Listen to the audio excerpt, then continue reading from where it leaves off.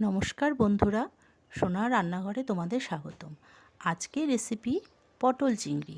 চিংড়ি মাছ বেছে ধুয়ে নুন ও হলুদ মাখিয়ে ভেজে নিলাম। ওই একই তেলে কেটে রাখা পটল ভাজলাম। আলুও ভেজে তুলে নিলাম। এবার কড়াইয়ে আরও একটু তেল দিয়ে তেজপাতা ও সাদা জিরে ফোড়ন দিলাম। পেঁয়াজ বাটা, আদা বাটা, নুন, হলুদ, টমেটো বাটা ও জলে জিরে, ধনে গুঁড়ো, লঙ্কা গুঁড়ো গুলে রেখেছিলাম ওই মশলা দিয়ে ভালো করে কষিয়ে নিলাম।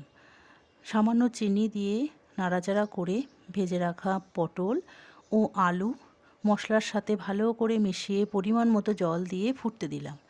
আলু সেদ্ধ হয়ে গেলে ভেজে রাখা চিংড়ি মাছ দিয়ে আরও কিছুক্ষণ ফুটিয়ে ঘি ও গরম মশলা দিয়ে নামিয়ে নিলাম। তৈরি হয়ে গেল পটল চিংড়ি। আমার এই রেসিপিটি যদি তোমাদের ভালো লাগে তাহলে প্লিজ একটি লাইক ও সাবস্ক্রাইব করে দিও। তোমাদের একটি লাইক ও সাবস্ক্রাইব আমাকে এগিয়ে যেতে সাহায্য করবে। ধন্যবাদ বন্ধুরা আমার সাথে থাকার জন্য।